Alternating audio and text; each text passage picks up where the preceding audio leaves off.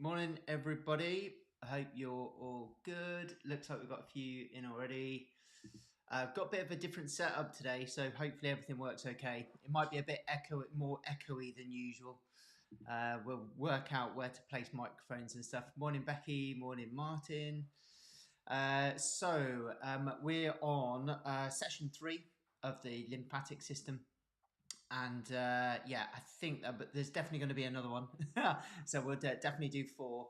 And yeah, today I'm going to talk about the different lymph organs. And so we've done the kind of lymphatic circulatory system, where the how the lymph is formed in the interstitial fluids and or interstitial spaces, then into the capillaries of the lymphatic system. Through the trunks and the ducts into the venous system. Okay, so we've done all that already. So if none of that makes sense, then have a look at the other 2 videos and hopefully then it will make sense.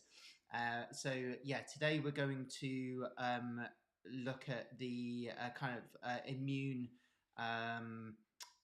responsibilities of the lymphatic system. So so that's the plan. Just get rid of that. And so this is where we kind of finished off. So we were looking at, just get rid of that. There we go. So yeah, we've been looking at how lymph moves. I was saying before, I think this is an image from a vein, but it's very, very similar to the lymphatic system because of the valves involved in the lymphatic system. So lymph is moved via movement. Okay, so the two key movement areas, and we talked about this on the first session, I think maybe second session, probably second session. So we've got a skeletal muscle pump, which is basically like a milking action of the skeletal muscle contractions.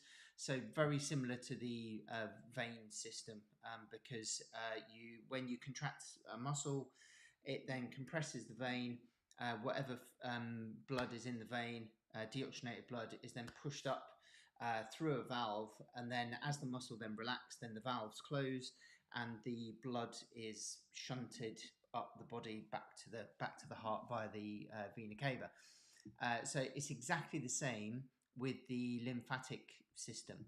Okay, so one of the best things that you can do to help the lymphatic system is to move. That's really key. And then the second one is the respiratory pump, especially for lymph, only for lymph fluid that is below the diaphragm. So we know that both legs and the visceral organs, they all drain into the cisterna chyli. We know that now, should do. And then that the cisterna chyli then joins into the thoracic duct, which then goes up there, which is here, I think, on this picture. Yeah, here we go. So we've got the pelvic trunks, then we've got, here we go, the cisterna chyli just here, and then it joins into the thoracic duct just there. And there is a hole for the lymphatic duct that is in the same space as the tubes that come down through the diaphragm. So things like the esophageal tube into the stomach and the blood vessels. Okay, so the inferior vena cava from the lower body and the ascending or descending at that point, going upwards, but the descending aorta. Okay, so all of those vessels come around the kind of crux of the diaphragm. And so there's a hole in the diaphragm where we can pass these tubes through, and the lymphatic system is part of that tube network. Good morning. Got a few more joiners. Good morning, Good morning. Morning, Carol. Good morning. So that's where the lymphatic system will go through.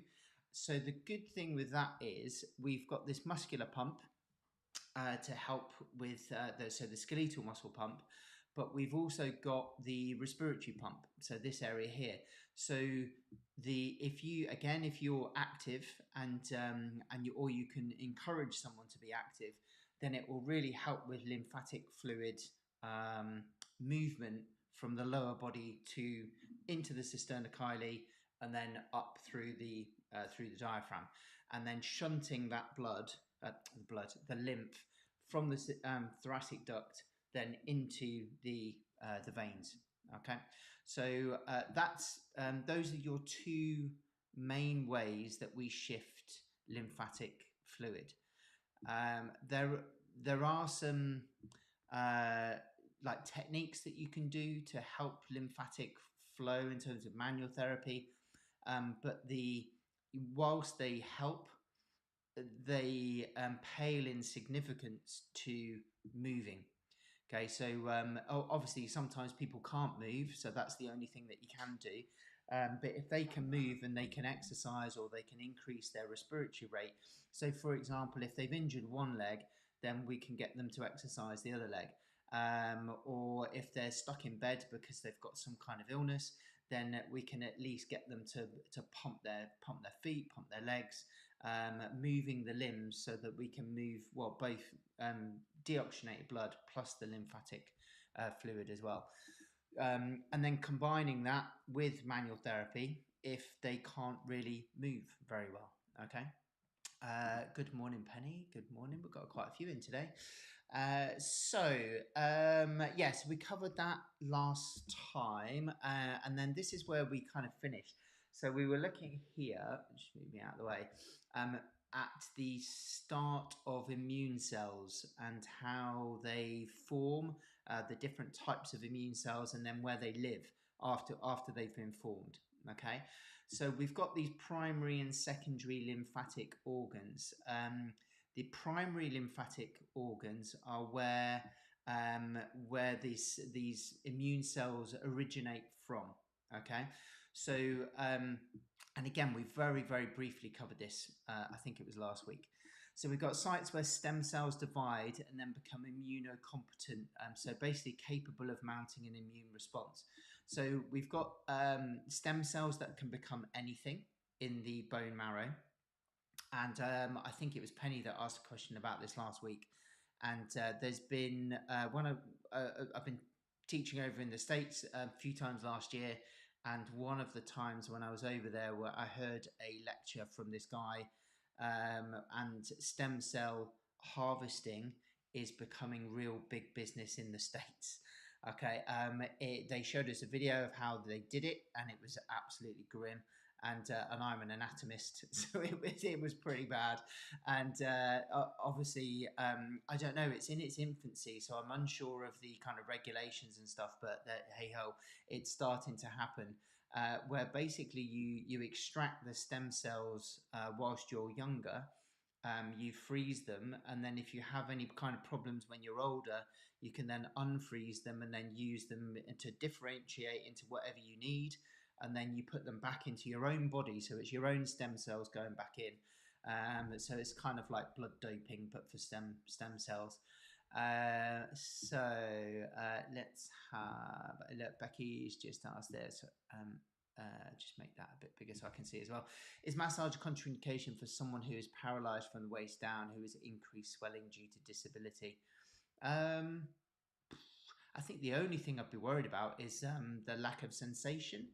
So as long as you weren't doing anything to harm the tissue, then I can't see why it would be. No, I'm guessing you're asking for a specific reason, because that's quite a specific question. But I can't see why that it would be, because you're not going to do any harm, other than if you push too hard and potentially down. But I can't imagine you'd do that, Becky. So we've got these stem cells that are in the bone marrow, and then they can differentiate into whatever we need them to be. And for this particular purpose, we're looking at the lymphoid cells. So we've got T cells and B cells.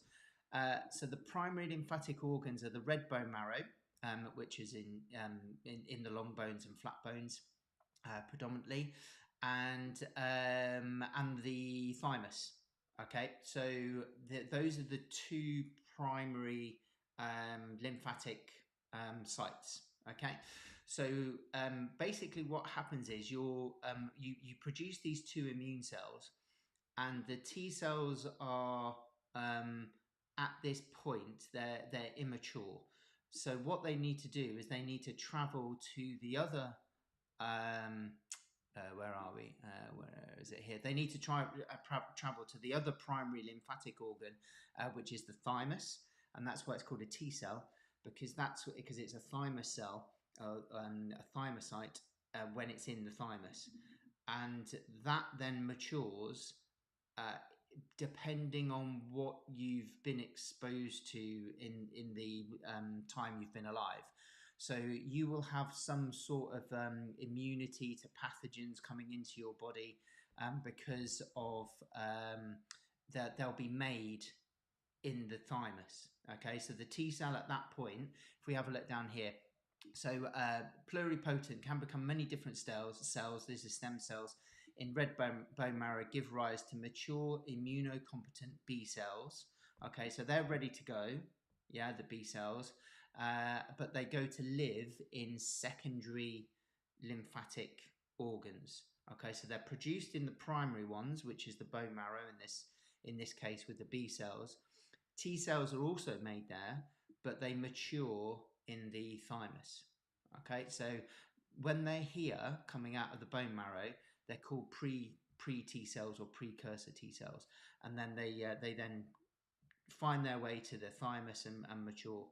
And like I said, depending on what your body has been exposed to, they will proliferate, so they will multiply into cells that your body knows that it needs. Okay, because it's encountered some kind of pathogen before. That's really cool. So I had stem cell transplant 22 years ago because she had myeloma. Yeah, miraculous. That's just amazing, isn't it? That kind of procedure is there. Yeah. I hope your mum's all good. So yeah, the pre-T cells in turn they migrate to the thymus, and that's where they become immunocompetent T cells. Okay, there's all sorts of different types of T cells. I've kind of wondered with this because I'm not a physiologist. I'm an anatomist. So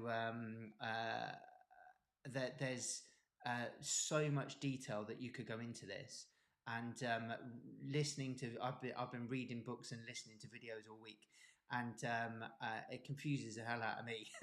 So I'm going to keep this simple for my sake, and hopefully it will still be useful for you guys too.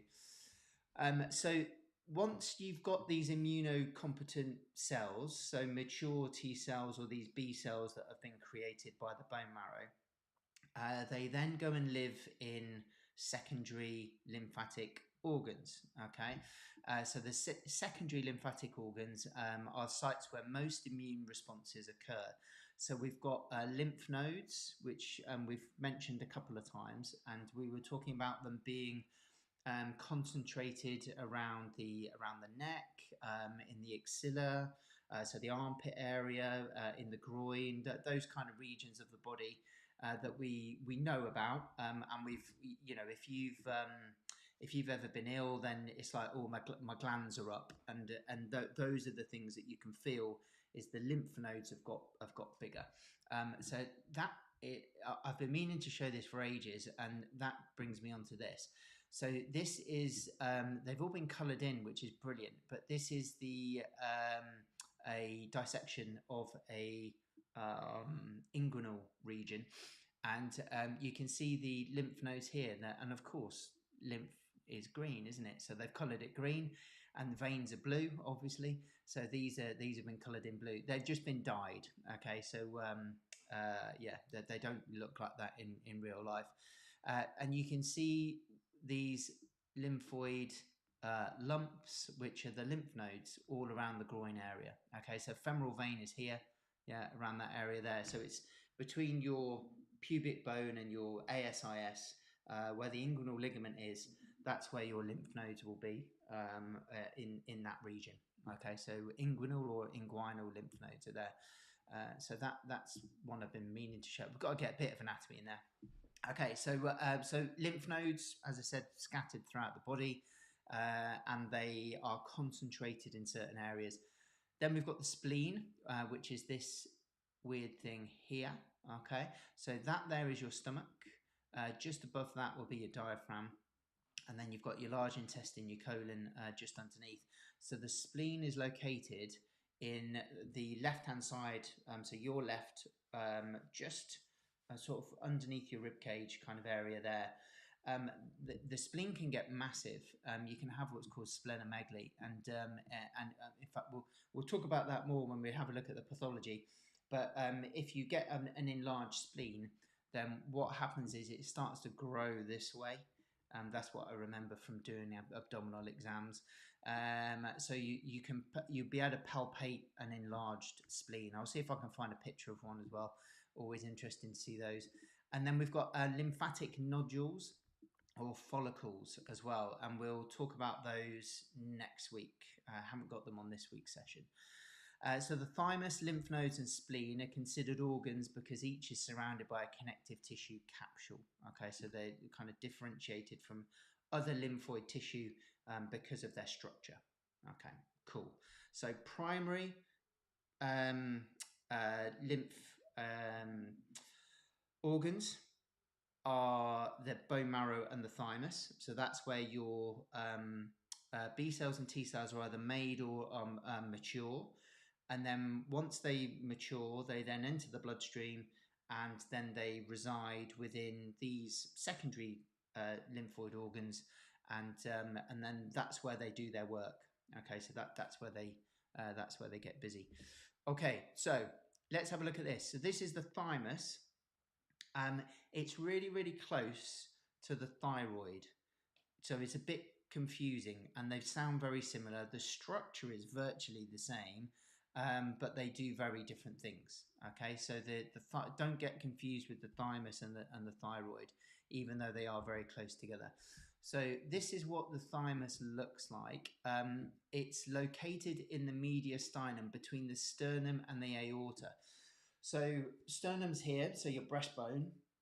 And so if you took your sternum away, then just above your heart, where the aorta is, that's where your thymus will sit. It will sit in that area there.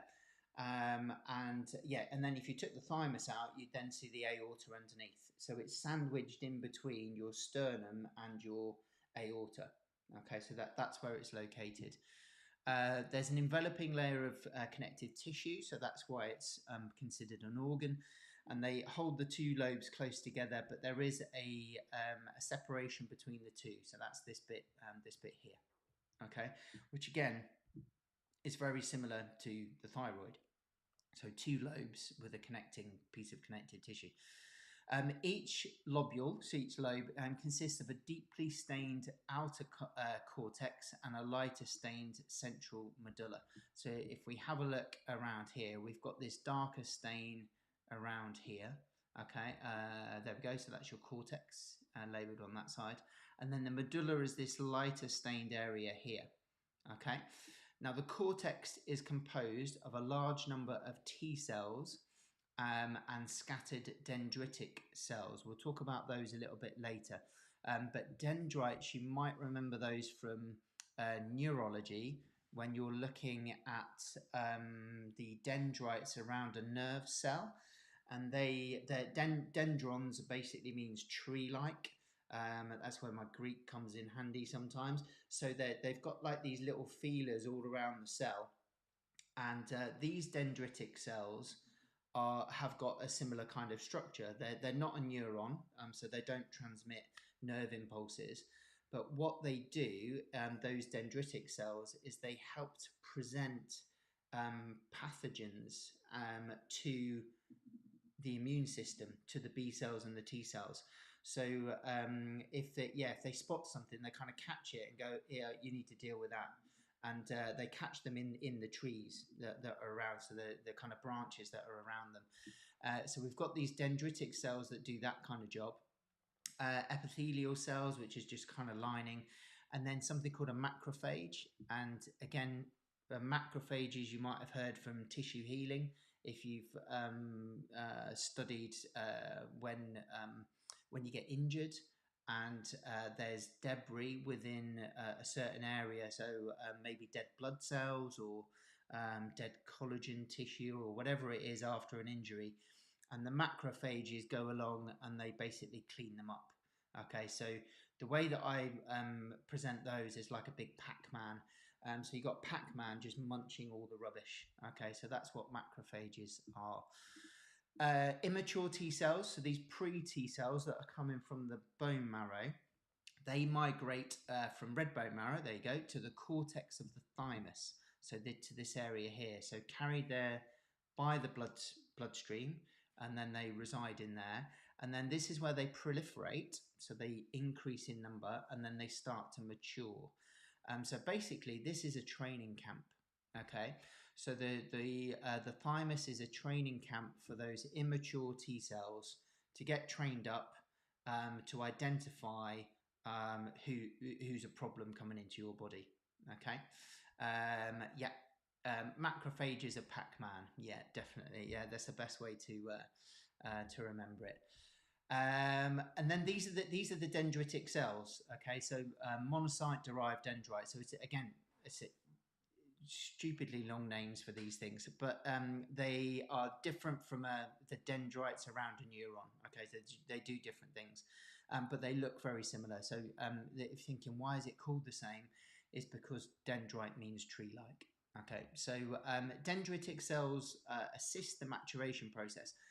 So what they do, these cells, in other parts of the body, such as the lymph nodes, they play a key role in immune responses. Each of the specialized epithelial cells in the cortex have several long processes that surround and serve as a framework for as many as 50 T cells. We're going to have a look at the dendritic cells in a sec. So the epithelial cells help to educate the pre-T cells in a process known as positive selection. So what happens there is the immature T cells, so those pre-T cells, they go to the thymus to get trained up. And just like in the military, you get some recruits that can hack it and they're able to pass and they go through. You get some recruits that don't make the cut, and those that don't make the cut, they die. So hopefully it doesn't happen to military recruits. But though it's like a programmed cell death called apoptosis, and what will happen is then the macrophages will come along and clean those up, because you don't want useless T cells. Okay, so what you're left with then is these immunocompetent, trained up T cells ready to go and do whatever they need to do to protect your body. Okay, there are hormones, I think it's called thyrosin, that are thought to aid in the maturation of T cells. Okay, so there's a hormone as well that will help with that process. Yeah, so these dendritic cells look like this. Here's your thymus. So in between the two lobes of the lung, and the pericardium is here. So your heart is underneath the pericardium. Pericardium just means around the heart. Okay, so yeah, so that's where your thymus is. And interestingly, we'll talk about this a little bit more in a sec. I was listening to this video by a guy who does load of dissections, and he was saying that I've never dissected this area. I've never looked at it. Mine has been always musculoskeletal. So it's quite interesting hearing about people who dissect other regions of the body. And he says that you get most cadavers are in their 80s and 90s, because that's when people pass away. And by that time, he will go in and have a look for the thymus, but there isn't one there. Okay, it's completely shrunk and it's been replaced by fatty tissue. Okay, which is really interesting. We'll talk about that a bit more in a sec. So here we are. Here's your Pac-Man. So here's your macrophage. So thymic macrophages, so your Pac-Man, help to clear out the debris of dead and dying cells, and then the surviving T cells enter the medulla. So basically the Pac-Man is getting rid of all the recruits that didn't make it. Okay, so that's his job. The medulla consists of widely scattered, more mature T cells, epithelial cells, dendritic cells, and macrophages. Okay, so that's in this lighter stained area in the middle of the thymus. T cells that leave the thymus via the blood, okay, so via these arteries here, migrate then to lymph nodes, the spleen, and other lymphatic tissues. And this is, so they've gone from the primary organ, and now they're programmed, once they've matured, to go to those secondary organs and live there. Okay, so that's where they'll do their job. Because of its high content of lymphoid tissue and rich blood supply, the thymus has a reddish appearance in the living body. So you'd always see it as kind of a red colour when you have a look in the books, usually. So this is to do with the age of the thymus and what happens as we mature. So yeah, basically what will happen is fatty infiltrations replace the lymphoid tissue, and then it starts to turn yellow. So when you're a baby, it's where are we? Yeah, it has a mass of well, in infancy around about 70 grams. Okay, and the actual weight of it, or that region, doesn't change, but the I was going to say the consistency, but it's the what it's made up of. That's what changes. Okay, so you get a change from lymphoid tissue, so thymus tissue, and then as you get older and the thymus starts to shrink, it then gets infiltrated with fatty tissue, and the fat fills the space as the thymus starts to degrade. Okay, so the weight of it doesn't change, so the weight of the mass, but the composition, that was the word I was after, the composition changes. Okay, so by the time a person reaches maturity, the functional portion of the gland is reduced considerably, and in old age the functional portion may only weigh 3 grams, and the rest of it is just fatty tissue. Okay, so yeah, as we get older, it decreases. So before the thymus atrophies, what it does is it populates the secondary lymphatic organs and tissues with T cells. So it doesn't mean that we don't produce T cells anymore. It means that the thymus has kind of done its job by that stage, and the T cells are now living in the secondary organs, and they can proliferate there, so they can multiply in those secondary organs. So the thymus has done its job in maturing as many as we need, and then in the secondary organs, the job can continue. Okay. So some T cells continue to proliferate in the thymus throughout an individual's lifetime, but the number decreases with age. Okay, so that's what happens to it as we get older. Cool. Doing all right for time this week. Right then. Secondary lymphatic organ, lymph nodes. One of the things that we're going to have a look at now. So we've got the T cells and B cells. The B cells go straight away into the secondary lymphatic organs, and they live there. The T cells have to go to the thymus to mature, get trained up, and then they come into these secondary organs. Okay. So we've got about 600 lymph nodes around the body, both superficial and deep. They usually occur in groups, and they kind of all kind of group together. And if you remember that picture, that's what they look like. Obviously not that color. They're kind of like an opaque sort of color when you see them, but that's what they're looking like. Okay, so that yellow stuff there, that's the subcutaneous fat. So literally the skin has been lifted away, and then this is what you see underneath, and it looks as if they've cleaned these up a little bit, so they're taking some of the fat away. But that glistening white stuff there, see, this is where I'm in my element. I know the anatomy. That bit there, that is your fascia that's surrounding the musculature. And you can see the fascia there around the inguinal ligament. So we're looking at this region of a right front anterior thigh. Okay. So yeah, that is basically a collection of these. Okay. Cool. Right, let's get rid of that. So, large groups of lymph nodes near the mammary glands and in the axilla and the groin. So those are your usual spots where you'll find large groups of these nodes all put together. So the node is split into compartments by connective tissue, and that's why it's called an organ, because it has that structure. and the connective tissue gives it support, and then the route for blood vessels into the inferior of a node, that should be. So if we have a look here, we've got these are coming in. Okay, so we've got many of these coming in, and we talked about this last week. So we've got lots of vessels coming into a lymph node. So there's quite a lot of lymph flowing in, but there aren't many exiting. Okay, so 1 or 2 exit the lymph node. And what that means is that we get a rush of lymph into the lymph node, but then everything gets slowed down and backed up because there's only 2 routes out. So it's a bit like, I think I might have used it. I don't know whether I used the analogy. You know where you've got a toll road and it's got like 10 gates, and then there's like a mad rush to get to the lanes, and there's only 3 lanes. Yeah. So they mad rush, and then everything slows down, and then you go into your lanes again. And that's basically what's happening here. So, and the reason for that is so that the lymph node has time to assess the lymphatic fluid coming in and work out what's in it and what it needs to do with it. Okay, whether it needs to attack anything or whether it can just pass through. So it is like a bit of a border control.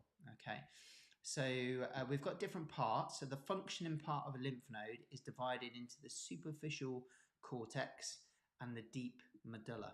So if we have a look here on this image, this is a really good one. So you've got your cortex here, which is the purpley bit, the deeper purple, and you've got outer and then inner. Okay, so the 2 bits of the cortex. And then the medulla is just here. Okay, so all of the cortices, they all feed into the medulla. Okay. Within the outer cortex, there are little egg-shaped aggregates of B cells. So this is where they've come to live. Okay, so in this outer cortex here, your B cells that have been made by your bone marrow, they'll come and collect here. And those cells are called lymphatic nodules or follicles. And again, we'll talk about those later. They're different to lymph nodes, which is this. Obviously, they live in lymph nodes, so they can't be the same. A lymphatic nodule consists mainly of B cells and is called a primary lymphatic nodule. Okay, so again, you might see it being called that rather than just a lymphatic nodule. So most lymphatic nodules in the outer cortex are secondary lymphatic nodules, which form a response to an antigen. So if you've got something that comes in through these lymphatic vessels here, immediately will be assessed by these B cells.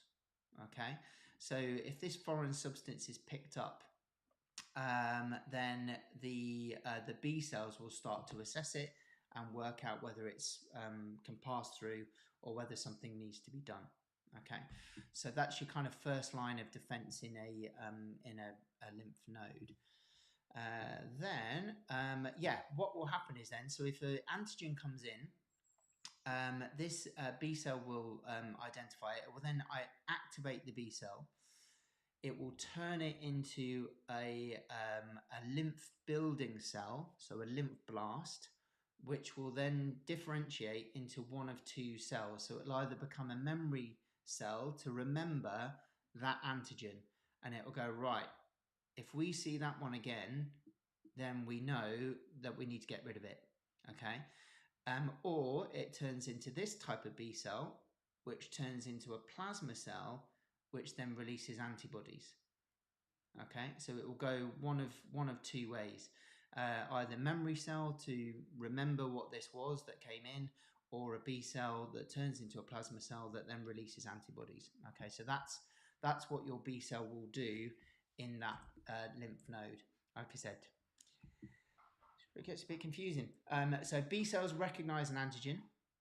The center of a lymphatic nodule contains a region called the germinal center, and that's right down here. So it's a little bit lighter on the picture. I don't know whether you can see it there. So in the germinal center, we've got B cells, these dendritic cells again. Do you remember those? The one with the tree projections on the outside, and then macrophages again. So similar kind of cells to what was in the thymus. Yeah. So we've got some identification of foreign bodies coming in. attacking them, and then something to clear up the mess. Okay, so your Pac-Man to clear up the mess. So these follicular dendritic cells, so the one with the feelers, what they do is they present an antigen to the B cells. So they go, look what we found, have a look at this, we don't think it's quite right. And then the B cell goes, no, you're right, okay, so we need to break this foreign object down. So they then develop into antibody producing plasma cells or into memory B cells, which is what we saw in the last image. So yeah, they're getting presented these antigens, and then they either turn into a memory cell to remember what that antigen was, or they turn into a lymphocyte so that it can produce antibodies, and it will go one of two ways. So memory B cells persist after an initial immune response and then remember having encountered a specific antigen. So again, if we think back to the last few years of hell that we've had, we have had these new viruses that have been coming into our bodies, and we've not really recognized them before. We didn't know what to do with them. So our immune system has had to adapt. They've been presented with this thing called coronavirus. Well, coronavirus isn't new, but the form of coronavirus was. So it had a new, it looked like a crown. That's why they call it coronavirus. And then the B cells are then going, oh yeah, this ain't right. So we need to get rid of it. Okay. And then it mounts an immune response. Those memory cells then remember that initial virus that came in, so that if it comes back again, we've got the immunity to deal with it. Okay. So that's the most relevant example that we've got. So B cells that don't develop properly undergo apoptosis. So again, if they don't make the grade, they die, and then they're destroyed by macrophages. So Pac-Man will come and clear them up again. Okay, so all of this is going on in the lymph nodes. So if you can imagine, if something's come in and then you need to your body needs to attack it, the cells are going to proliferate, so they're going to get more in number. So these nodes, these lymph nodes, are going to start to grow, and that's why when we have an infection or some kind of virus or bacterial, then we get swollen lymph nodes. Okay, so so that's what's going on. So the dendritic cells present antigens to T cells, causing their proliferation, and B cells as well. The newly formed T cells then migrate from the lymph node to the areas of the body where there is an antigenic activity. Okay, so dendritic cells are also activating the T cells as well as the B cells. I think I missed a bit there. Yeah, sorry. The inner cortex does not contain lymphatic nodules. It consists mainly of T cells. There we go. Sorry, yeah. So you'll get the training of the T cells in the thymus, but they'll also get trained as well in the lymph node. Okay, and the dendritic cells that enter a lymph node from other tissue. So basically, what these guys have done is they've noticed something, they've picked it up, they've kind of grabbed it. It's a bit like a doorman. Okay, so he's got someone who he doesn't recognise. He's come in with a fake ID. So he's taken them to the lymph node, shows them to the T cell. Do you recognise this guy? No, don't recognise him. Fake ID. Right, let's get rid. And that's basically what this dendritic cell is doing. So because it flows around the bloodstream and then gets passed through the interstitial fluid into the lymph, then it will end up at the security room, and then that's when they'll get checked. Okay, so these dendritic cells were not just located here, they are as well, but they'll be all around the body checking out for any pathogens. Okay, I hope that makes sense. So then the medulla, so this bit here, yeah, here we've got B cells, antibody producing plasma cells that have migrated out of the cortex. So they've come from here and then migrated into the medulla. And then also, look at that, Pac-Man's busy again. We've got macrophages again.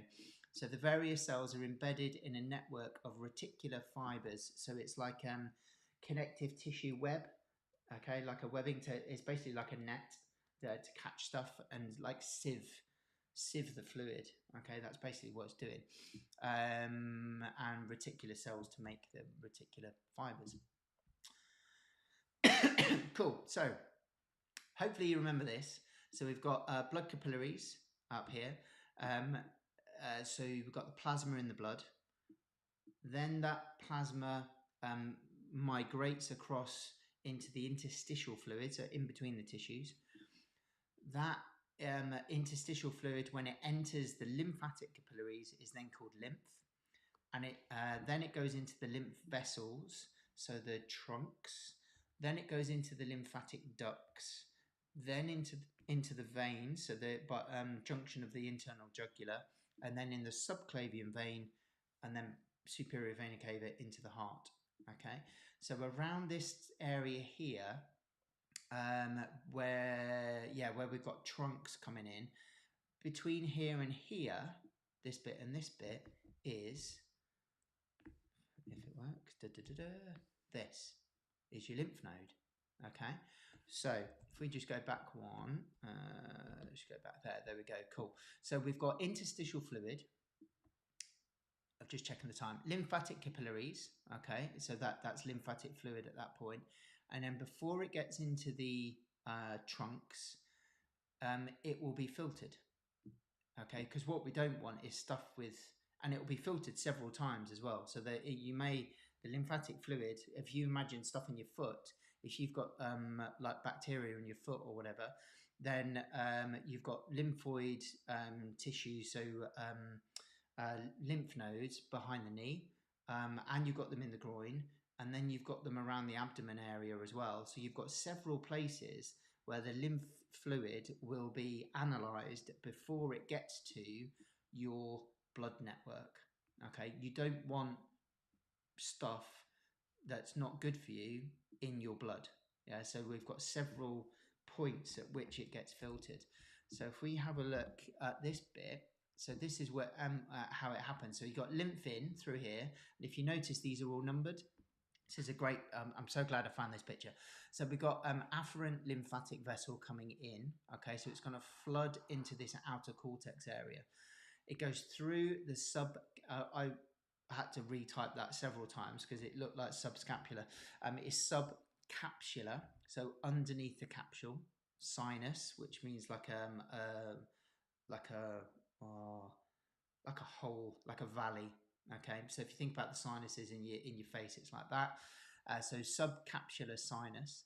Then it goes through the trabecular sinus through this area here. Okay, and again, so it's like all of that lymphatic fluid then being squeezed into these tunnel networks. Okay, through the medullary sinus, which is here, and then out of the efferent vessel there. So via the either into the blood or into the lymphatic system again. So then if we go back one here, then we're into the trunks, ducts, and then the duct will take it back into the blood. Yeah, so you've got these filtration systems in between the lymph being picked up and then being put back into the blood network again. Okay, cool. I think the next thing, yeah, okay, it is. That's just over 40 minutes, so I think we'll call it a day.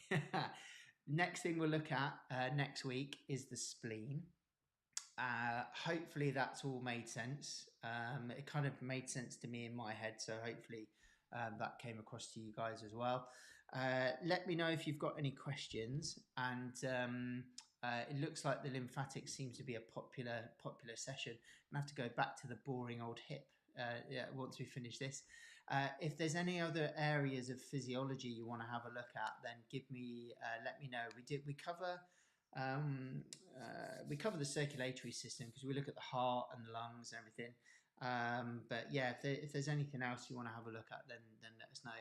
So spleen to start next week, and then hopefully we'll be able to wrap up the lymphatic system in the next session.